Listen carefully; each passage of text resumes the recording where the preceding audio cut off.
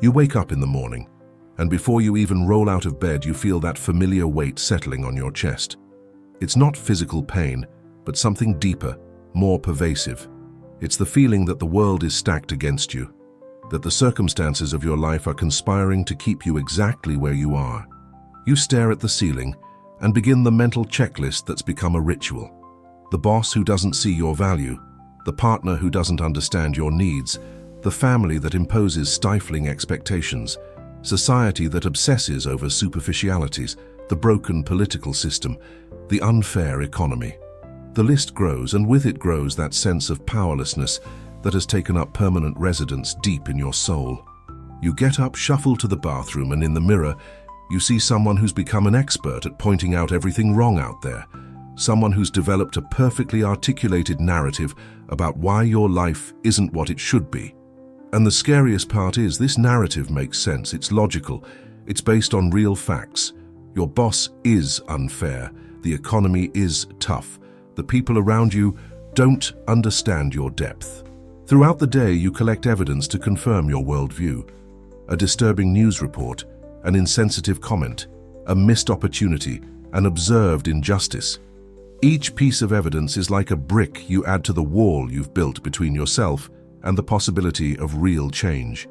At night, when you're finally alone, you feel that corrosive emptiness that no amount of complaining can fill, that existential loneliness that comes from knowing deep down that you might be using the world as an excuse to avoid facing something far more terrifying, your own freedom and responsibility. You try to sleep, but the thoughts circle. If only the circumstances were different, if only people would change, if only the world were fairer, then you could finally be who you truly are and live the life you deserve. But there's a discovery made by a man who lived literal hell on earth, who lost everything that could be taken from a human being, and yet found not just a reason to live, but a revolutionary truth about the nature of human freedom. Viktor Frankl, prisoner number 119104 of Auschwitz, discovered in the most unlikely place possible that there is a freedom that no circumstance, no matter how brutal, can destroy. And this discovery has the power to completely dismantle the invisible prison you've built around yourself with your justified complaints about the world. Frankl arrived at Auschwitz in 1944 as a promising Viennese psychiatrist, son of Jewish parents, with a hidden manuscript tucked away in his clothes that contained years of research on the meaning of life. That manuscript was confiscated and destroyed within his first hour in the camp. Everything was stripped from him, his identity reduced to a number tattooed on his arm, his clothes replaced with filthy rags, his head shaved, his dignity seemingly annihilated. He was separated from his pregnant wife, unsure if he'd ever see her again, watched his mother sent to the gas chamber, experienced starvation so extreme that campmates risked their lives for a rotten potato, endured exhausting forced labor in the biting Polish winter with only rags on his feet, witnessed random beatings, sudden executions, the systematic dehumanization of people reduced to walking skeletons. And it was in this environment of absolute horror, where it would be not just understandable but expected for someone to succumb to despair and bitterness, that Frankl made an observation that would forever change psychology and our understanding of the human condition. He noticed that some prisoners, despite being in the same horrific conditions as everyone else, managed to retain an inexplicable inner dignity. They shared their last crust of bread, offered words of comfort, refused to debase themselves morally even when it might offer survival advantages, while others, in slightly better circumstances, crumbled completely, becoming cruel, selfish, losing all humanity. The difference wasn't in the external circumstances, which were uniformly atrocious for all. The difference lay in something far deeper and more unsettling, the attitude each person chose to adopt in the face of those circumstances. It was then that Frankl articulated one of the most revolutionary ideas in modern psychology. Everything can be taken from a man, but one thing, the last of the human freedoms, to choose one's attitude in any given set of circumstances, to choose one's own way. This wasn't an abstract idea conceived in a comfortable office, but a truth distilled from the crucible of extreme human suffering. Frankl realized that between the stimulus, the external circumstance, what happens to you, and the response, what you do and who you become, there is a space, And in that space resides your freedom and your power. The Nazis could control almost everything in the camp. They could decide if you ate or starved, if you worked yourself to collapse or had a moment's rest, if you lived or died. But there was one thing they couldn't control. They couldn't force Frankl to hate. They couldn't make him a coward. They couldn't destroy his sense of purpose or steal his ability to find meaning, even in suffering. That was a choice only he could make.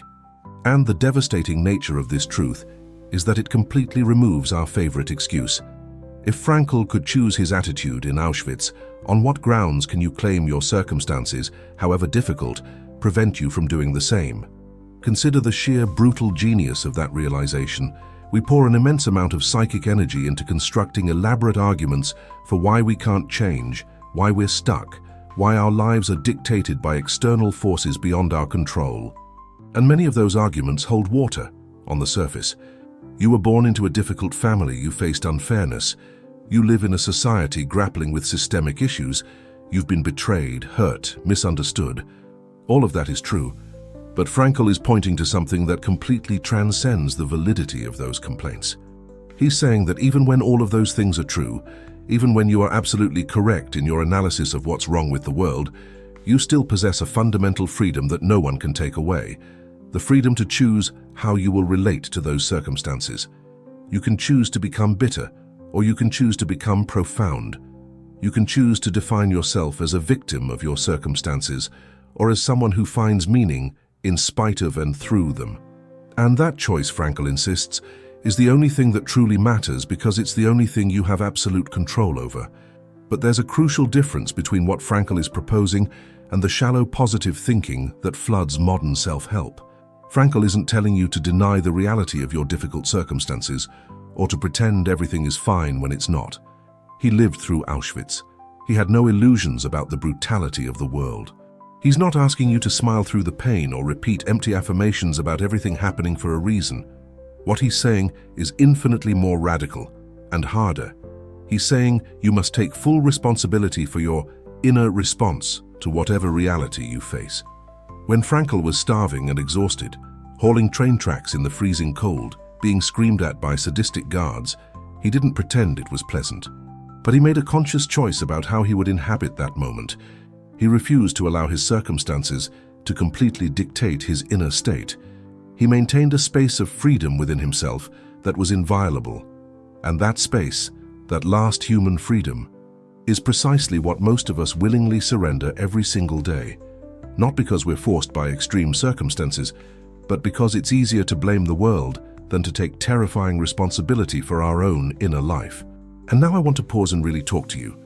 I know many of you watching this video deeply resonate with the pattern of complaining about the world, of building narratives about why things aren't the way they should be. And I want you to know there's no judgment here because we all do it, on some level. But tell me here in the comments, have you noticed yourself spending more time complaining about the circumstances of your life than actively choosing your attitude towards them? If so, simply write, "I complain more than I choose, nothing else." Your experience matters, and by sharing it here, you're doing something profoundly brave. You're acknowledging a pattern that so many people carry silently, with shame, thinking they're the only ones who've fallen into this trap. When you share, you not only validate your own experience, but you show dozens of others that they are not alone in this struggle. It's often liberating just to see that others go through the exact same thing and are on this same journey of waking up to their fundamental freedom. Let's build a community here of people willing to look honestly at themselves. Now, the question that naturally arises is, how exactly does one choose their attitude when the circumstances are overwhelmingly negative? Frankl developed a very specific answer to this through his observation in the camp. He noticed that the prisoners who survived psychologically, and often physically, were those who managed to find a meaning, a purpose that transcended their immediate circumstances. There was a man in the camp with Frankl who was on the verge of complete collapse.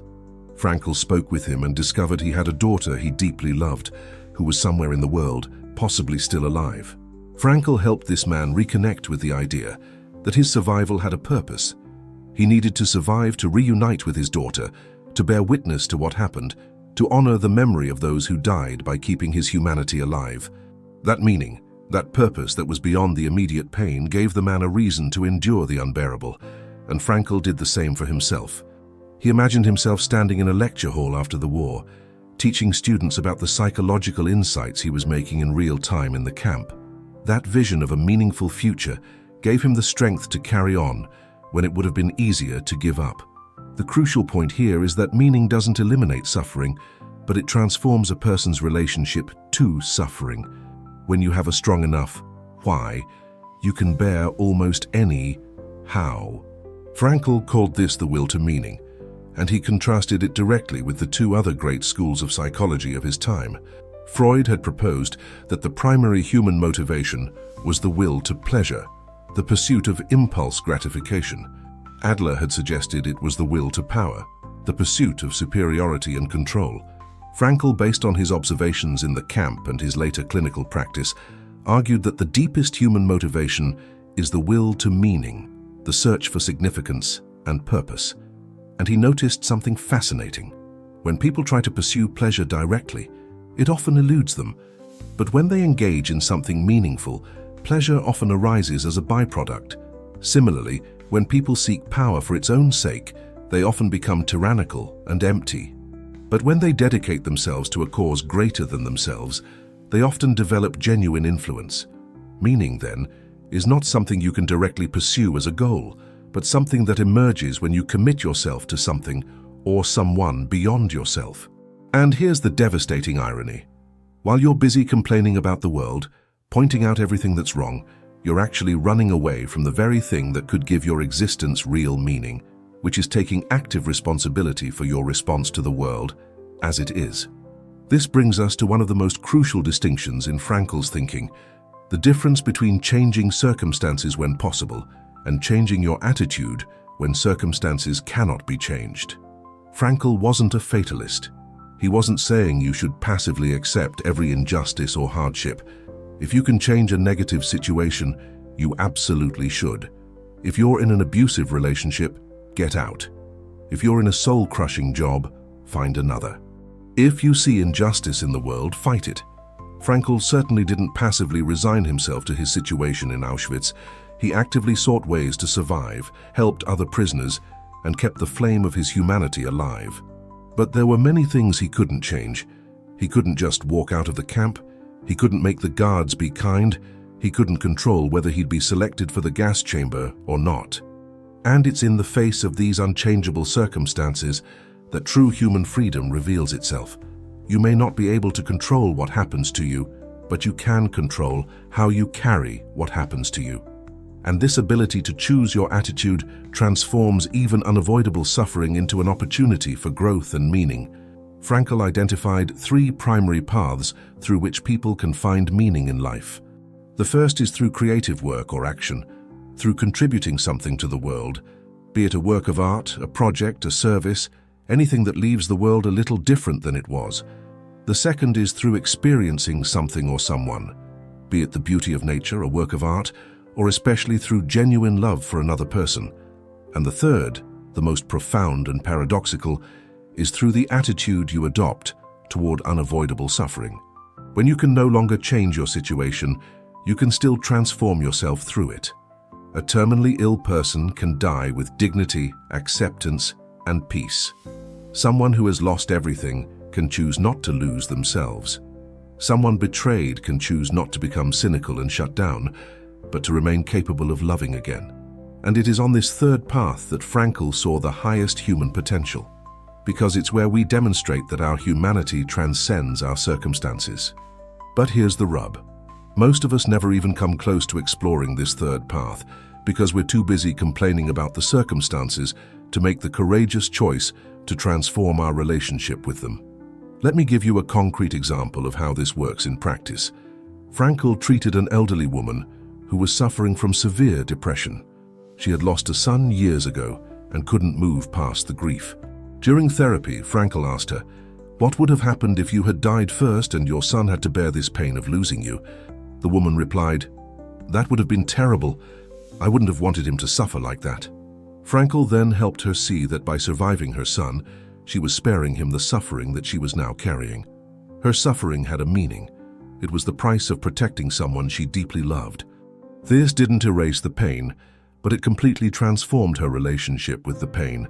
She stopped seeing her suffering as meaningless and began to see it as a sacrifice of love. And this shift in perspective, this choice of attitude, made all the difference in her ability to continue living a meaningful life.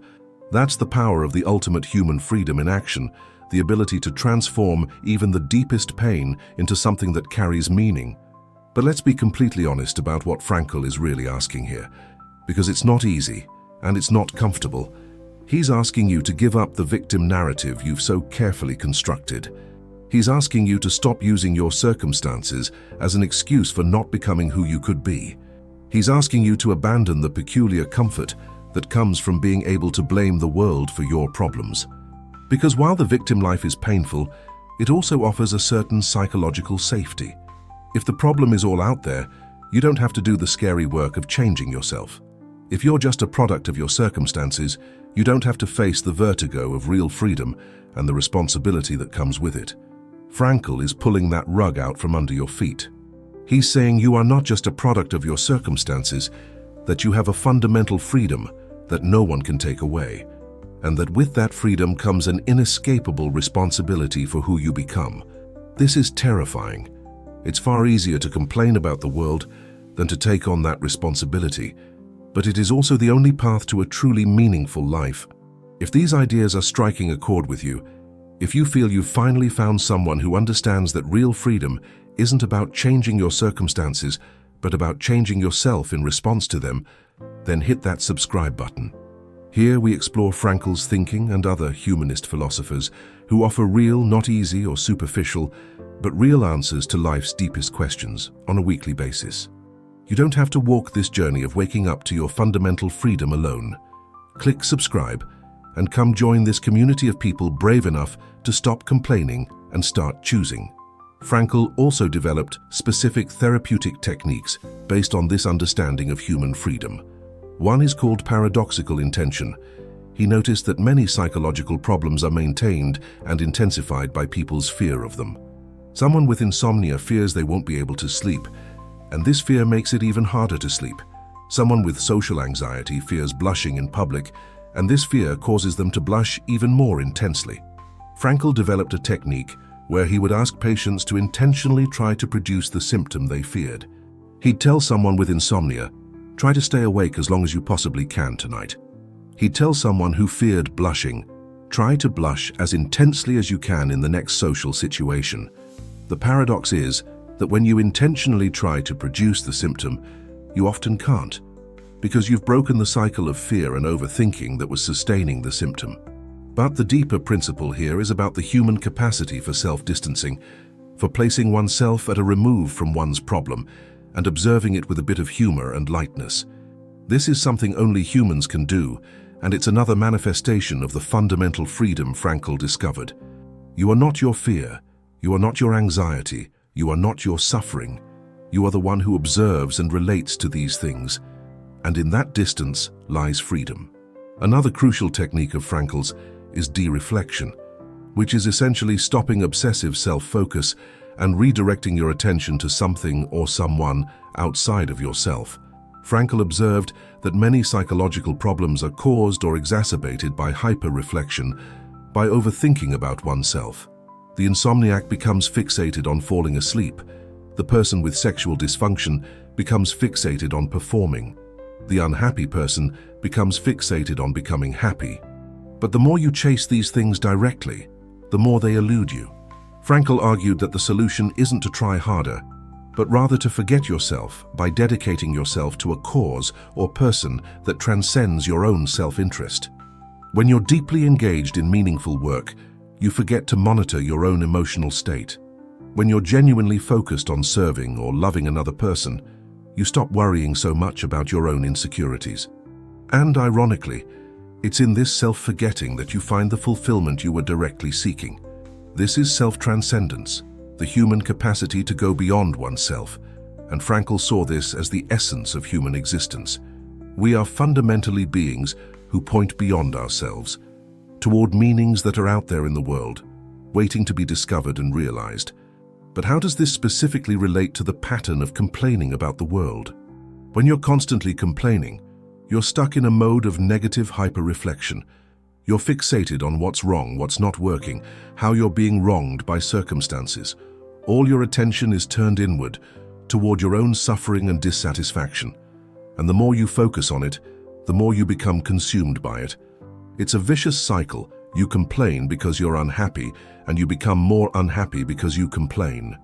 Frankl offers a way out. Stop focusing so much on your own state and redirect your attention to something that needs doing in the world. What problem can you solve? What person can you help? What meaning is calling to you? When you make this shift in focus, when you stop asking, "What does the world owe me?" and start asking, "What is the world asking of me?" everything changes. You move out of the role of passive victim and into the role of active agent. And it's in this movement toward responsibility and meaning that you discover the complaint was just a way of avoiding the very thing you most feared and most needed, taking real control over your inner life and your choices. It's important to understand that Frankl isn't minimizing real suffering. He himself endured some of the worst suffering a human can experience. He lost his wife, his parents, his brother, all in the camps.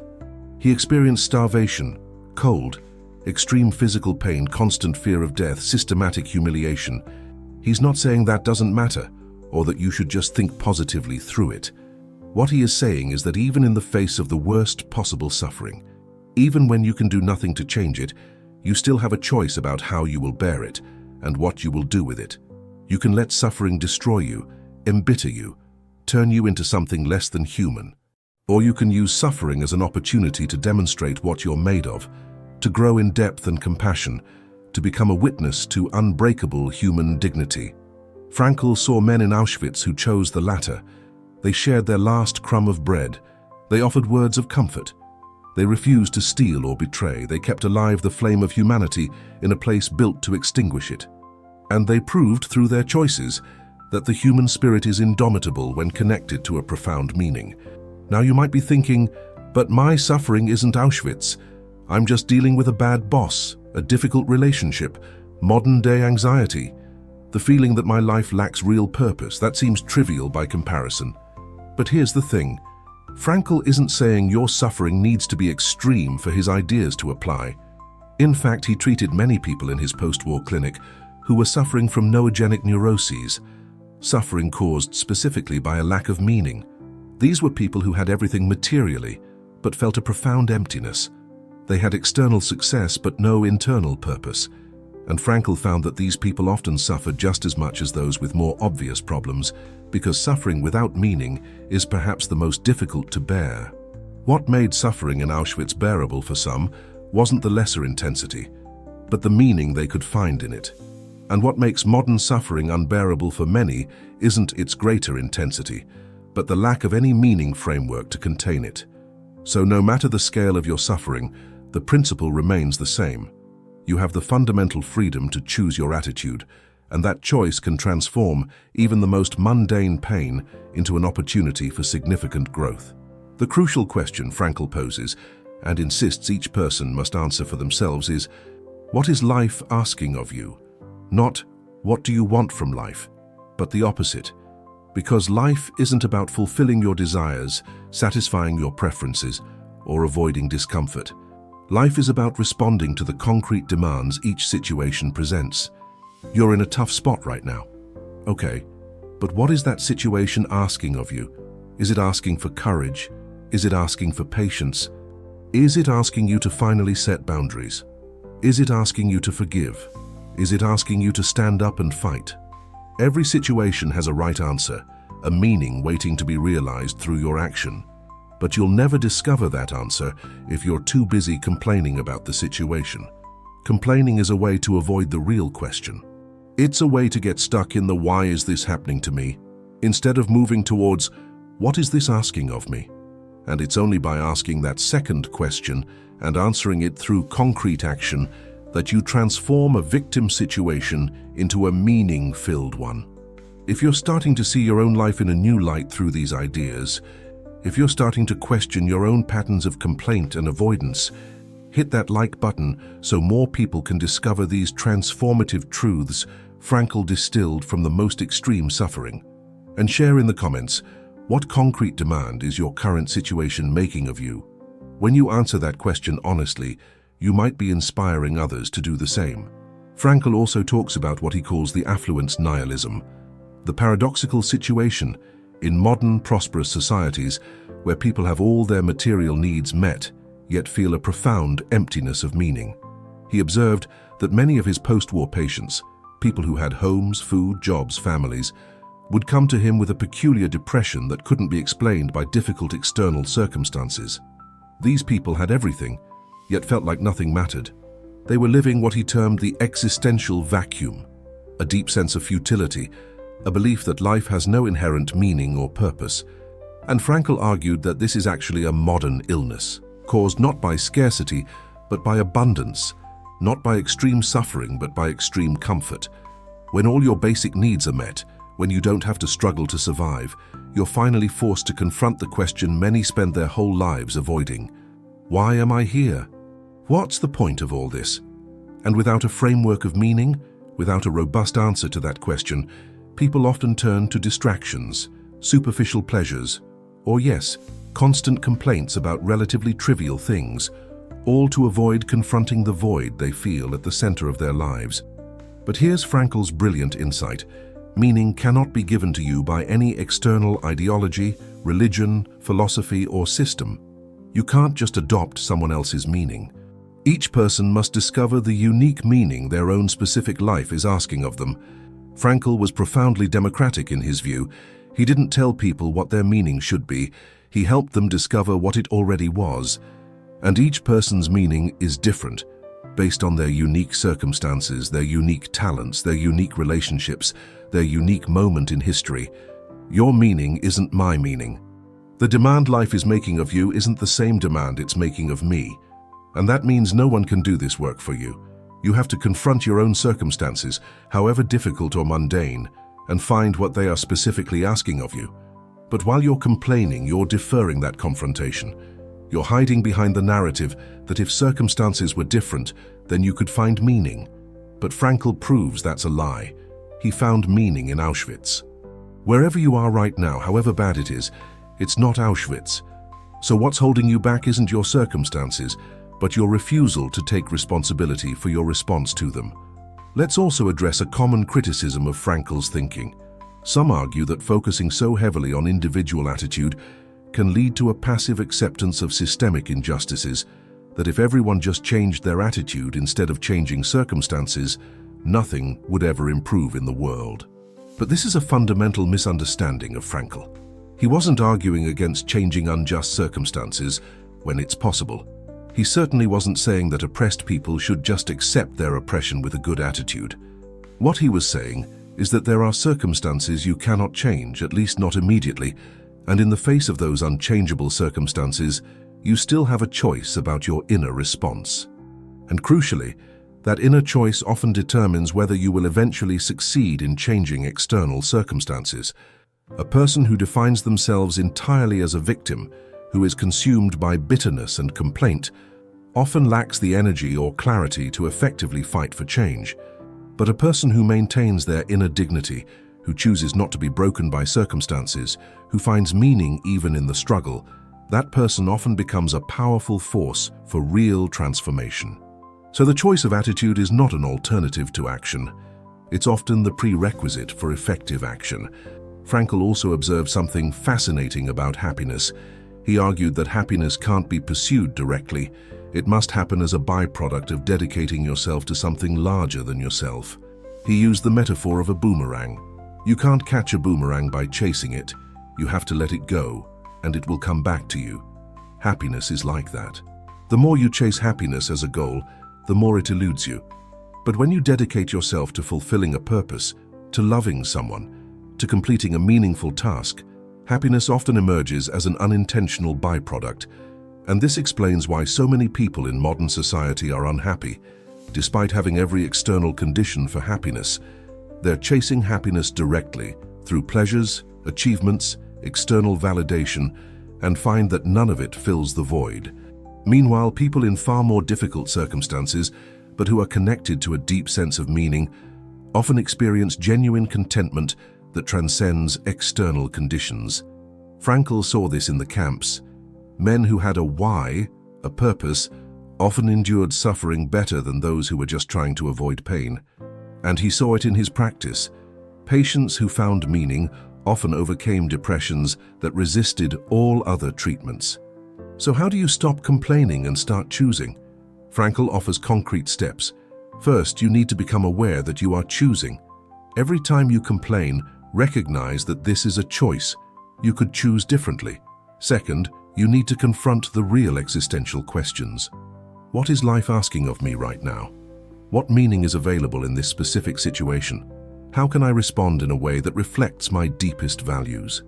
Third, you need to act on these answers. Meaning isn't found through passive contemplation, but through concrete action. You realize meaning by doing something, by loving someone, by bearing something with dignity. Fourth, you need to practice self-distancing, the ability to observe your own patterns with a bit of humor and detachment without identifying completely with them. When you notice yourself complaining, you can think, "There goes my complaining mind again, interesting pattern," instead of merging completely with the complaint. And fifth, you need to commit to something larger than yourself, something that remains important even when you're suffering, because this commitment will give you the framework within which your choices make sense. And here we arrive at the most profound and unsettling truth of all. You cannot escape suffering. Frankl is very clear about this. He's not offering a recipe for a pain-free life. Suffering is an inevitable part of the human condition. We will all experience loss, disappointment, physical pain, emotional anguish, failure, rejection, and ultimately, death. None of this can be avoided. But what can vary immensely is the meaning we find in suffering. Suffering without meaning is unbearable. It's destructive. It leads to despair. But suffering with meaning, suffering that you choose to bear for a reason that matters to you, suffering that serves a higher purpose, that kind of suffering can be endured and even transformed into growth. And the difference between these two kinds of suffering isn't in the external circumstances. It's entirely in the attitude you choose to adopt. Frankl saw men in Auschwitz who were broken by suffering that objectively wasn't worse than the suffering endured by others who maintained their dignity. The difference wasn't in what happened to them, but in how they chose to relate to what happened to them. And that is the freedom you have right now, today, in this moment, no matter what your circumstances, the freedom to choose how you will bear what you have to bear. So let's return to the initial question. While you're complaining about the world, someone is choosing their attitude. That someone can be you. You have the fundamental freedom that Frankl discovered in the most unlikely of places. You can continue to build your identity around your complaints, around the narrative of how unfair the world is and how you're a victim of circumstance. Or you can make the more daunting, more liberating choice to take full responsibility for your inner response to whatever reality you face. You can shift the question from, "Why is this happening to me?" to, "What is this asking of me?" You can stop wasting your psychic energy cataloging everything that's wrong out there and start investing that energy into realizing the unique meaning your life is offering you right now. You can become not a passive product of your circumstances, but an active agent who responds to circumstances with dignity, purpose, and even love. And when you do this, you discover something profound, that true freedom was never about changing the world to fit you, but about transforming yourself into someone who can find and fulfill meaning in whatever world exists. That is the last human freedom. That is your inalienable inheritance. And no one, absolutely no one, can take it from you unless you voluntarily give it away. So the final question I leave you with is, will you keep complaining or will you start choosing? Because while you're deciding, your life is passing by, and every moment is a unique opportunity to realize a meaning that only you can realize. What will you do with this daunting and wonderful freedom? If this video touched something deep within you, if you feel you're ready to stop complaining and actively start choosing your attitude and your meaning, subscribe to this channel now. Don't walk alone on this journey of self-discovery and existential responsibility. Join this community of courageous individuals committed to living lives of deep meaning, no matter the circumstances.